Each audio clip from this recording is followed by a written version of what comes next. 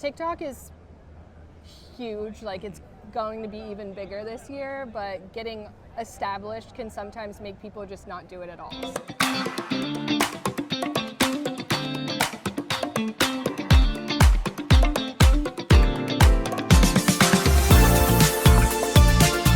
What's up, everybody? Welcome to another edition of the Ad Podcast. We just landed in Anaheim, California. It's beautiful out today, and we are at the Expo conference over at the Anaheim Convention Center. And it's my favorite show because there's a lot of free food to eat today. But we've got Myriah Castillo, who's the president of Joybite, a CPG-focused influencer marketing agency. Yes. Is that a good way to be positioning you guys? Social influencer and newly TikTok shop. Oh, beautiful. Okay, awesome. So tell us a little bit about yourself. What do you guys do, and what brought you to Expo this year? So I have been at Joybite for about 8 years. Okay. We started as an influencer agency. We've been doing that as an agency for about 15 years now. Wow. Very fun. Yeah, Changed a lot. Long time. And then when TikTok Shop came, we started as a TSP, or a TikTok selling partner, and we've been doing that for about a year and a half now. So our main focus at Expo is just making sure we can get people onto the TikTok platform, or just evaluate if they would want to be on TikTok Shop or not. If it makes sense for them. If it makes sense for them. And then if it doesn't, we always have the influencer and the social part of the business that we can kind of lead them into and help them make good choices there. Love it. So for TikTok Shop, basically what you're doing is you're helping a brand establish their presence on TikTok Shop, help them start launching that as a channel, and then you help them manage that channel? Yes. Okay, Yep. awesome. The onboarding process of TikTok Shop is tough. So with an agency partner, you get a lot more access to, kind of jumping the line and getting premium through it features, so to better. speak. Yeah. So making sure everyone knows that that's an option, just because TikTok is huge. Like it's going to be even bigger this year, but getting established can sometimes make people just not do it at all. So that's we crazy. really want to help TikTok get the right sellers onto the platform and help sellers know how much of a big opportunity it is. I love it. So at a show like Expo West, what are the characteristics of the brands that you're looking for that you think would be amazing TikTok Shop partners? So TikTok is probably the best blend between creative and e-com, and so we're really looking for brands that we think can naturally go viral or get some traction. There's a lot of competition on the platform, so you do need a brand that can stand out and can trend or be something new and innovative, and there's a lot here that is following the trend, so we're kind of like, oh, that's a good one. Basically brands that are almost trends themselves in ways. There's, dumplings are huge. Okay. There was just like that viral dumpling onion cup video. Tinned fish is really big with fish. Wow. Fishwife. Okay. Yeah. Like now, are you talking about like premium tuna? Basically, is that what we're talking about? Yeah. Okay. And interesting. sardines. Oh, sardines. Well, you're gonna maybe be a little while till you can get me on that train. Yeah. But definitely, I'm here for the premium tuna. I got this great protein delivery service called Vital Choice Proteins a couple years ago.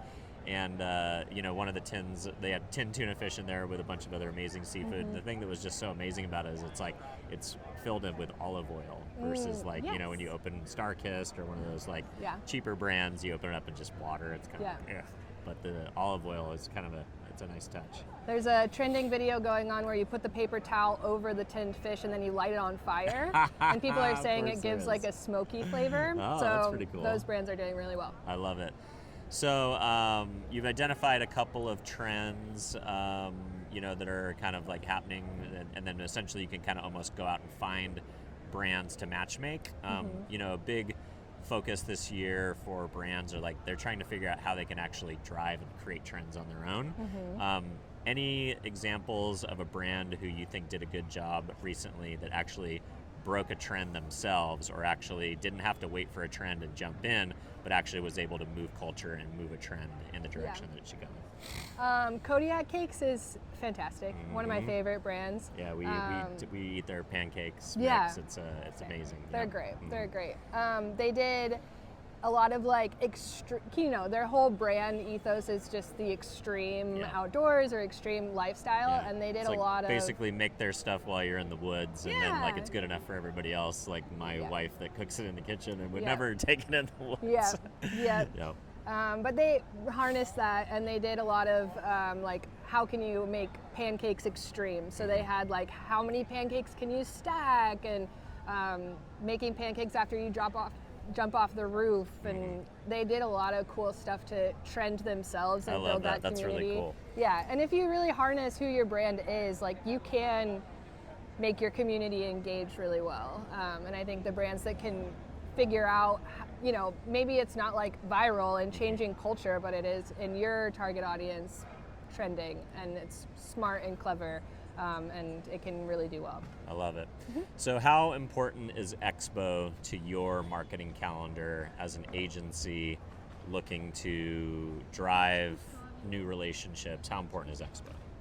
I would say very important, just from getting awareness of our agency, whether or not the brands are ready. I think it's an opportunity for us to be a thought leader first, and grow our list of contacts and just continue cultivating that. I just want brands to really understand that there's like a resource. We're not an agency that's trying to sell or anything like that. We're really here to help. Yeah, you're educating first, you're driving thought leadership, and then you'll attract the right clients to you when they're ready. Exactly. I love it. On the thought leadership note, obviously you guys have a great booth over there in the arena, but are you doing anything from a thought leadership point of view? Are you hosting any events? Are you getting on stage at all this week? Not getting on stage this week, but we do have a really amazing white paper that's all about how creators and getting a lot of creator content is helping with the changes on meta advertising. Like with Advantage Plus and stuff like that? Yep. Yeah, because you just need so much creator content, and you need so much content in general, and creators can really supply that. And then it also talks a lot about long-form LLMs and ChatGPT, and how creators can start to influence how you show up in AI search. So it's just, especially YouTube Shorts with the long tail with Gemini now. It's a big influencer on Gemini. Yeah, so I really want everyone to just get access to that and have it. Maybe in the future we'll do some speaking engagements with it too. I love it. Have you ever done LinkedIn influencing to get that white paper out there? I mean, we're doing it now. Let's go.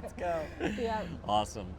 All right, and then so one of the big things with Expo is a lot of the brands that are here, they're like, they're either farmers market brands, or they're brands that have grown up in traditional channels. They're frozen, they're refrigerated, they're heavy, so they sometimes don't make as much sense for e-commerce. So they tend to be either like Walmart, or generally Walmart first or Amazon first, but then also like retail first, because that's the channel that people tend to buy them in. The big part with retail has always been a lack of direct correlation to measurement. I'm wondering if you're seeing anything interesting in the measurement space that can help retailers or partners in retail outside of like buying retail media. Like, how are creators playing a part of like this whole new creation of these retail media networks, where basically like every retailer is now an advertiser, but creators are 50% of the marketing spend right now. So how does creators fit into the retail world as it pertains to like the retail media ecosystem? Yeah, we've done a lot with that. One of our best brands is Idahoan potatoes. We also work with Eggland's Best, and so they're really established in the retail space, but influencers for them are influencers going into different geo-targeted locations and making sure people know that they're there and where interesting. they're at. So they'll actually go into a retailer and share a voice on the post itself. They'll be like, I'm here at Costco, or I'm here at this retailer, and they're almost like, it's almost like a promo, like doing like a flyer, like an old school flyer promo, where they're like goosing the channel in a way. Or if there's a sale or promotion, we can kind of lead that. And then we've actually started doing some more like community events. So like sampling opportunities. Oh, I love where that. We'll That's bring cool. an influencer to the store. We'll partner up with the store and make it more like all of their following will come get to meet them. Yeah, so it's almost like a meet and greet plus sampling plus driving the channel. And then we secure the usage rights to own any content that's taken there. So it kind of works out. I love that strategy. Yeah. So anything that you're seeing so far at Expo this week that you were really excited about that you're taking back to the team? Anything new, innovative that you're like, oh, this is really cool. I want to go back and make sure the whole team knows about this, and there are things that we're going to want to implement moving forward. I think TikTok's presentation yesterday was really huge. Obviously, TikTok Shop has only been established for 2.5, almost 3 years now, and so seeing how they're changing their narrative. I think last year they were trying to get anyone and everyone onto the platform, but this year they were really refined in who they're bringing on and how to come on in a very logical way. That was really helpful. I wanted to record it and like bring it back to our clients and stuff because it was really awesome. And then I think some of the partnerships I've seen have been exciting. Chobani and Colombe Coffee teaming up like with the mashups. yeah. Okay, yeah, like the brand mashups. Yeah, Yeah, I love that's those. always so smart, and I think something people don't really think about. Especially when they do it well. Like Yeah. and sometimes it's the ones that actually are like out of place that feel the most exciting, like KFC and Vans or something like that, you know, where it's like doesn't really feel right, but then when you see the Vans with the KFC on it, it's like, okay, that's kind of cool, or whatever the thing is. And people love that, like the limited edition collaboration like things. Drop culture. Yeah.